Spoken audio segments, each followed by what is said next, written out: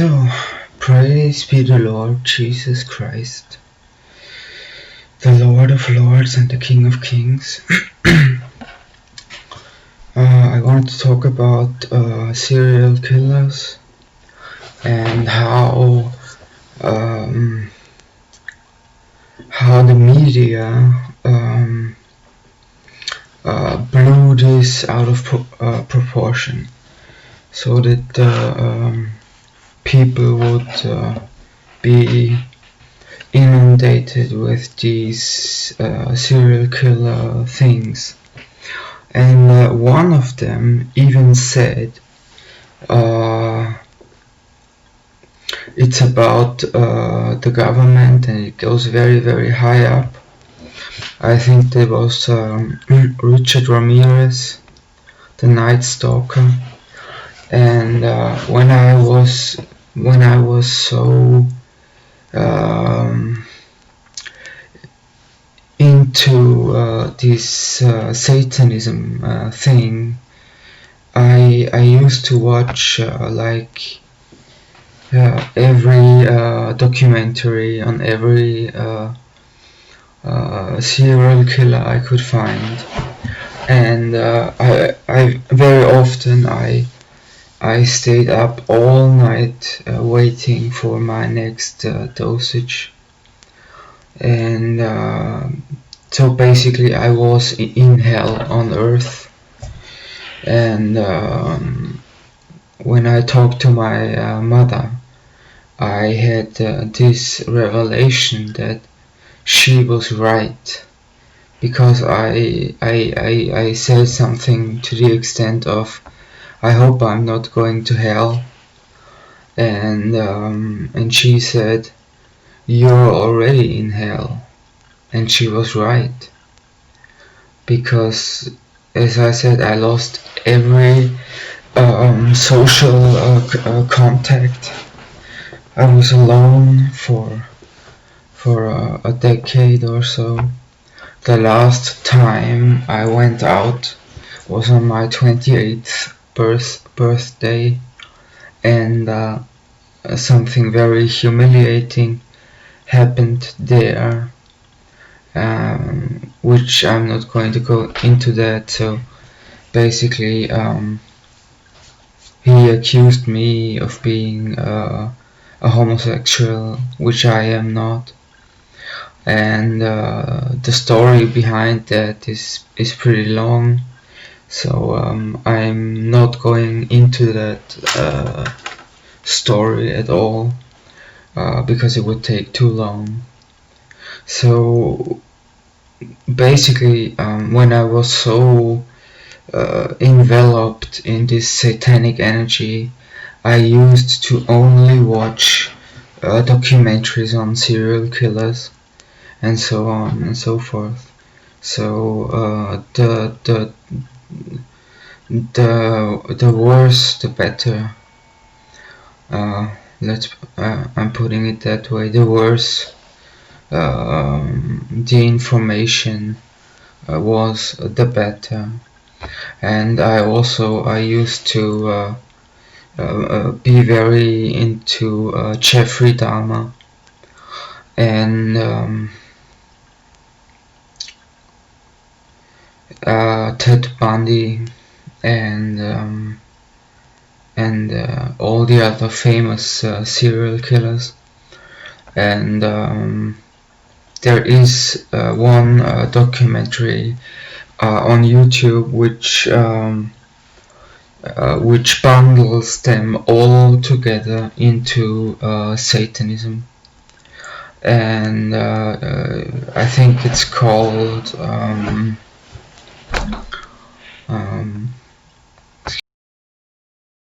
so excuse me, the lighting is very poor. I think it's better now. So like I said, these serial killers, they were often trained by the CIA, and there's still one of them talking about it openly, and his name is Wayne Williams. He said that he was basically in a training camp where they taught them how to use knives and so on, and how to have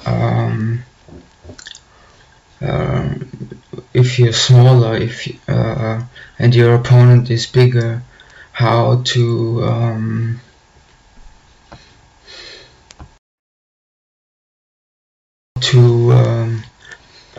use that as an advantage. So they were trained, and also Richard Ramirez, I think he also was trained to do what he did, and they are selecting these people very, very carefully. And Jeffrey Dahmer was a very good candidate for that, because he already had fantasies about killing people, and he also was dependent on alcohol. So they used these people and trained them to do what thou wilt, basically. And Jeffrey Dahmer talked about that he wanted to make himself a throne made out of skulls, and that he would have hanging above him 7 skulls. So he used to talk about that. Also,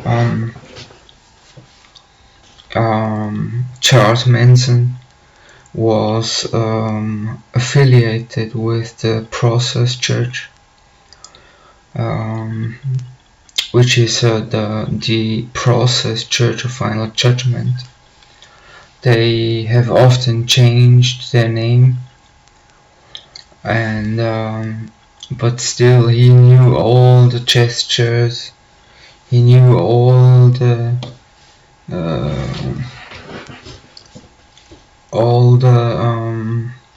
hand gestures, like this and like this and like this.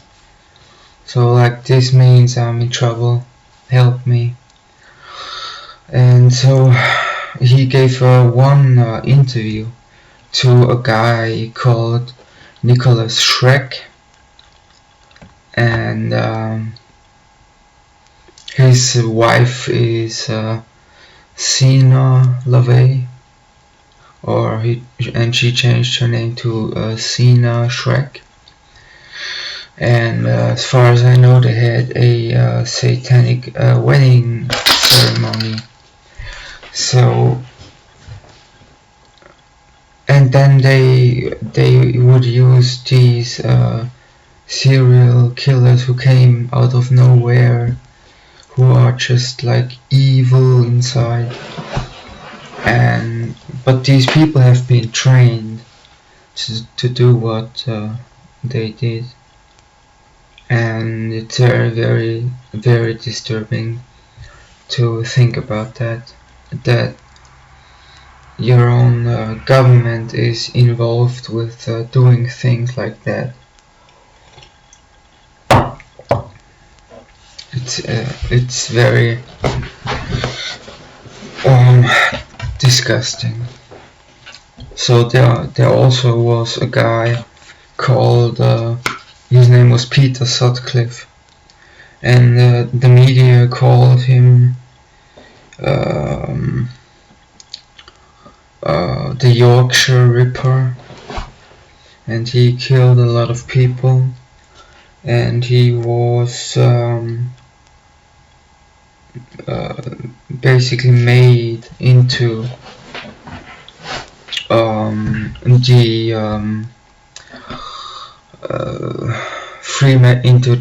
Freemasonry, and you can also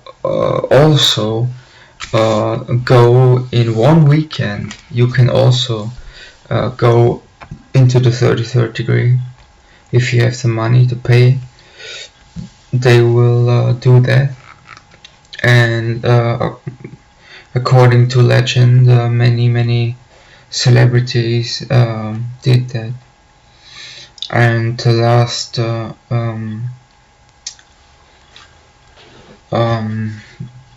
last sacrifice that you have to do is a human sacrifice.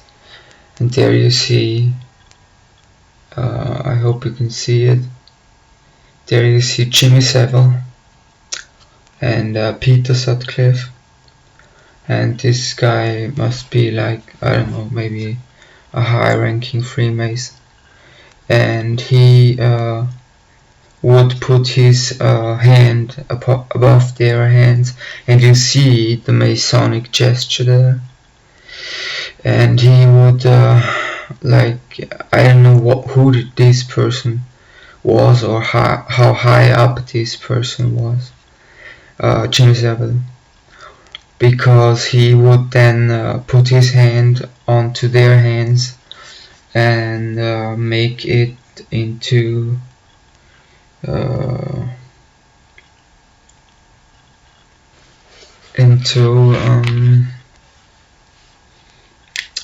reality. So now you have sworn an oath to your brothers in Freemasonry, and I would not be surprised if many of these serial killers were also involved with Masonry. I don't know, I can't prove that or something, but it's just a thought of mine. As I said, I was very much into serial killers. Richard Kuklinski, for example, I must have watched his testimony 100 times or something like that, because it's so outrageous what this person is talking about. So if you have this satanic energy within you, you will be drawn into that direction. And a year later I practiced ceremonial magic in the garden, and like I said, I never did a ritual that did not work, and it's just very disturbing, this stuff. And yeah, and also Jim Carrey was talking about it, and that he wanted out, but there, like I said, there's a bounty on your head if you leave the Brotherhood. Also, there are spirits watching you, and like I said, even if you open the Bible and read the Bible, this spirit would immediately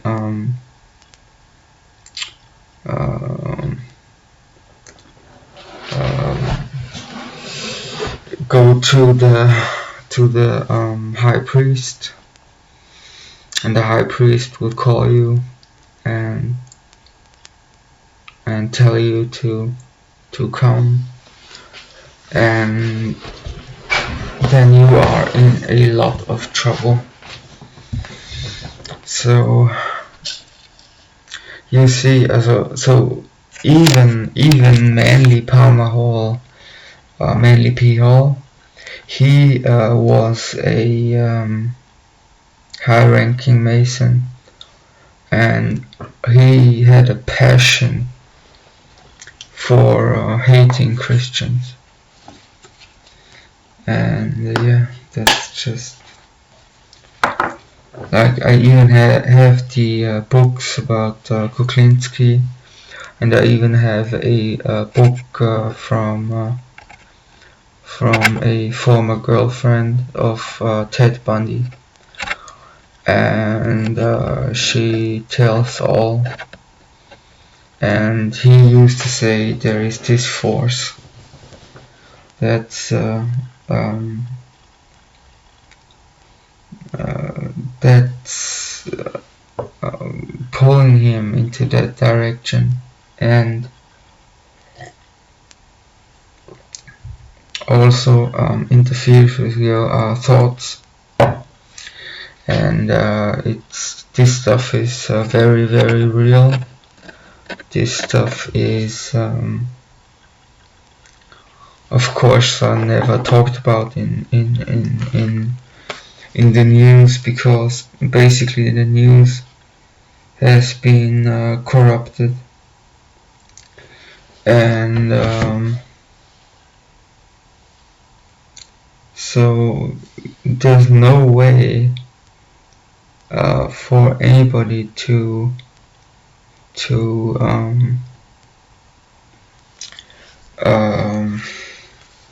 get out of this stuff. Once you are in it at an organizational level, you are in there forever. They will not let you go. The same is true for Scientology. It's impossible to leave them. They would have private investigators on your and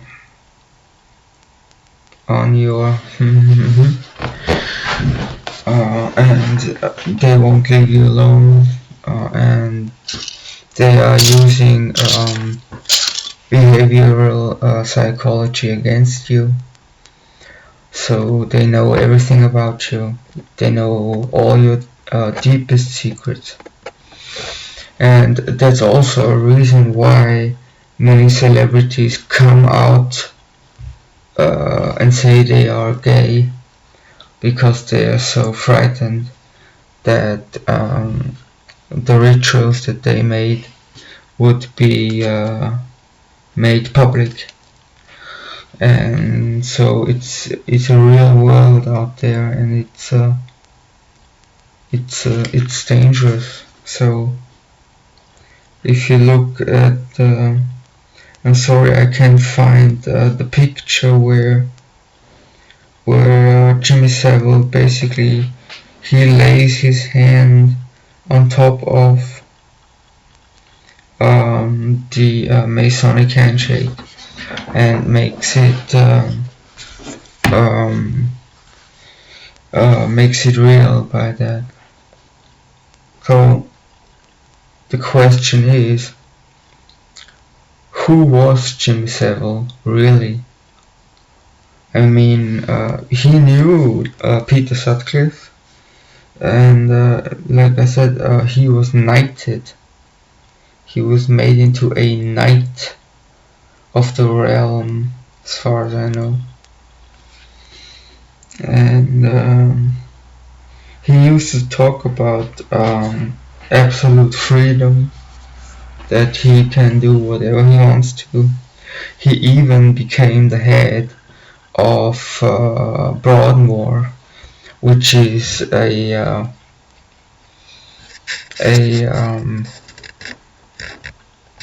institution for the criminally insane. And one of the wardens there made an interview later, and he said that all the patients who were attracted to children knew immediately that he was one of them. So it's about, like I said, it's about the spiritual energy that you give off. And all the pedophiles that were locked up there said immediately they knew that he was one of them. And that alone is mind-blowing to me. So, and as I said, Wayne Williams was trained. Then there was this guy who had only one eye. He what was his name?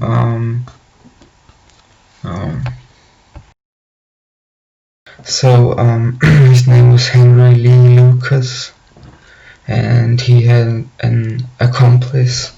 His name was Otis Toole, and one of the detectives said that when Otis Toole used to walk down the street, people would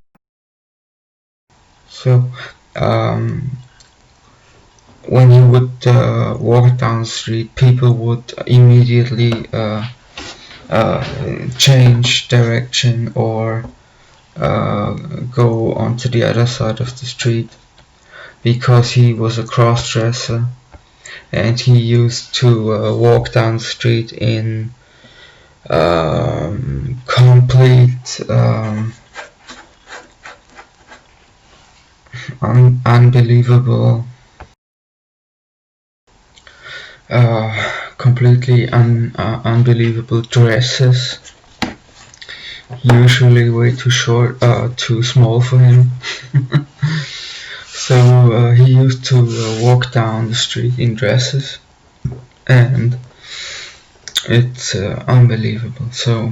And he teamed up with Henry Lee Lucas, and they he used to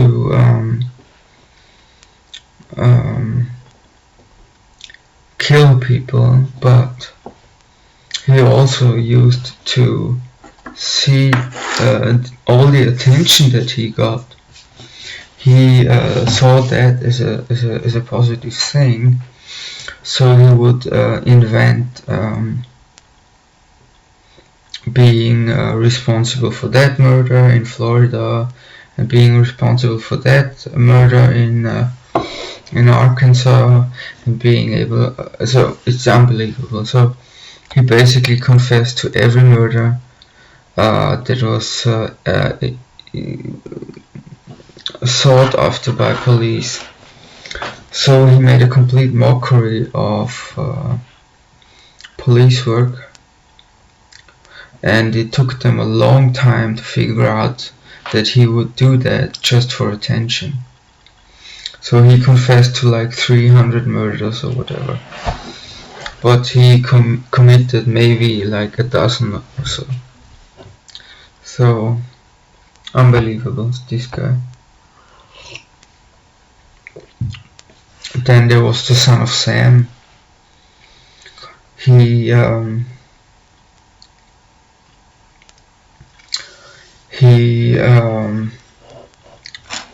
when he was arrested, he said that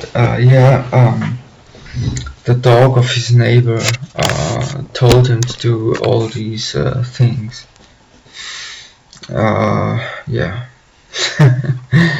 And later, when he was in prison, he found the Bible, and he found Jesus, and he tried to make good for all these murders that he claimed to have done, and also make good for the murders that he did, that he really did. So this guy, the son of Sam, which in reality he used this name, son of Sam, to accredit Sam Hain, and Sam Hain is a real spirit, and so this guy also lied a lot. So when he was captured, he said that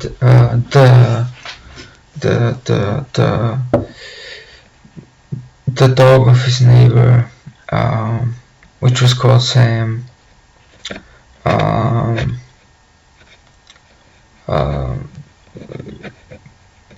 convinced him to do these murders.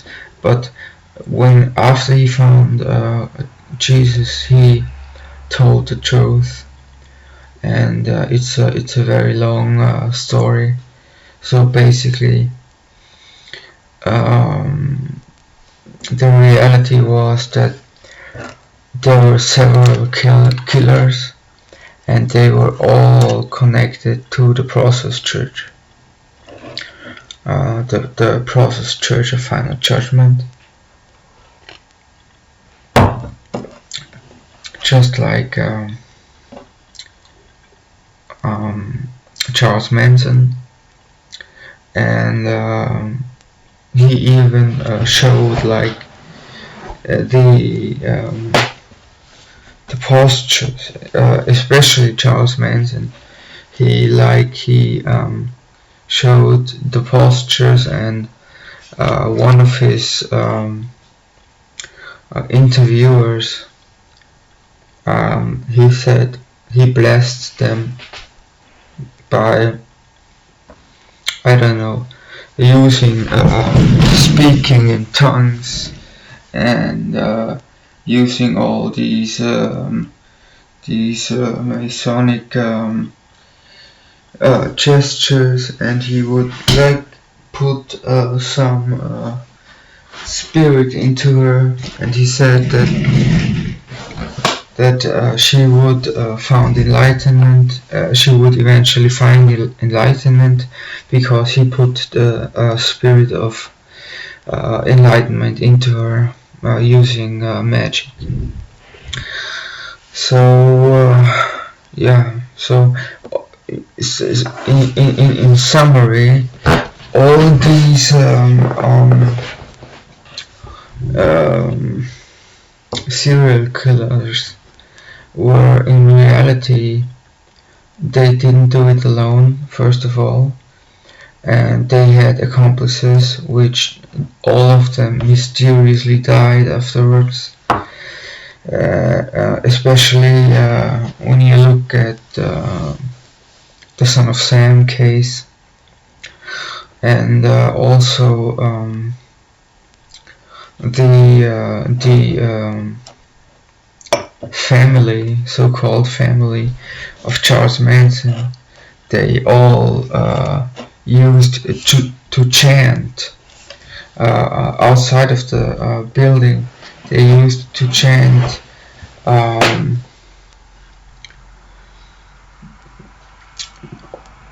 everything is one, everything is one,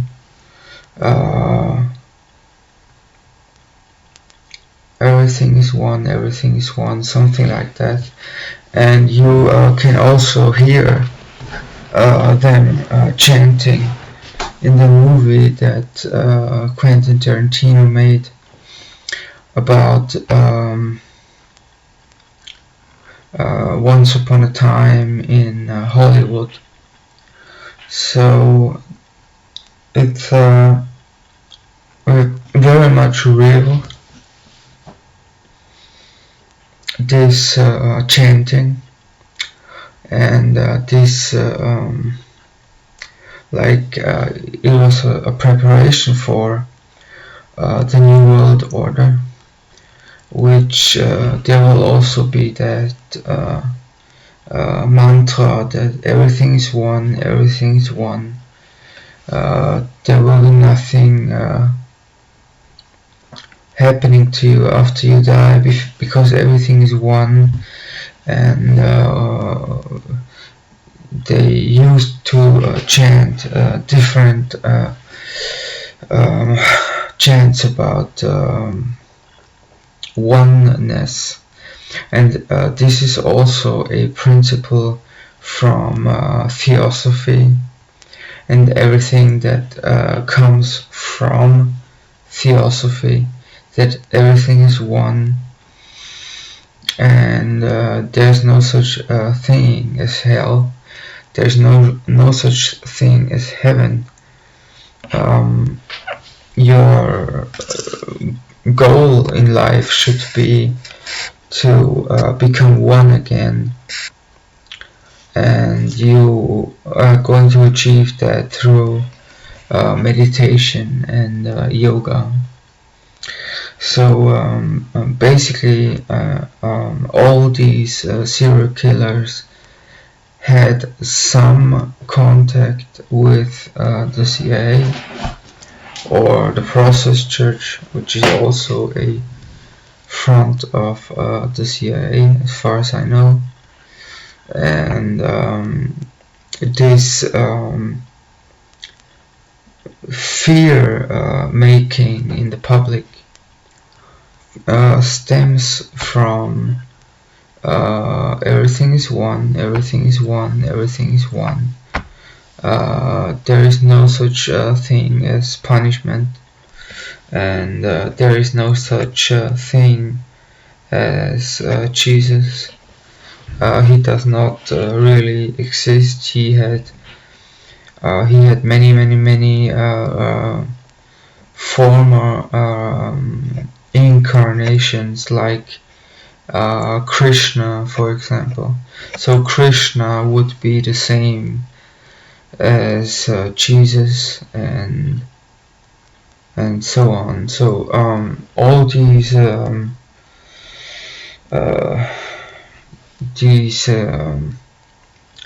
things that the CIA wanted, like for example Playboy. So it's completely normal to masturbate, and it's completely normal to watch pornography, and that's completely acceptable, and the New World Order will be a Luciferian order. So thank you for listening, and may the Lord Jesus Christ look favorably upon you, and I wish you a good night. Goodbye.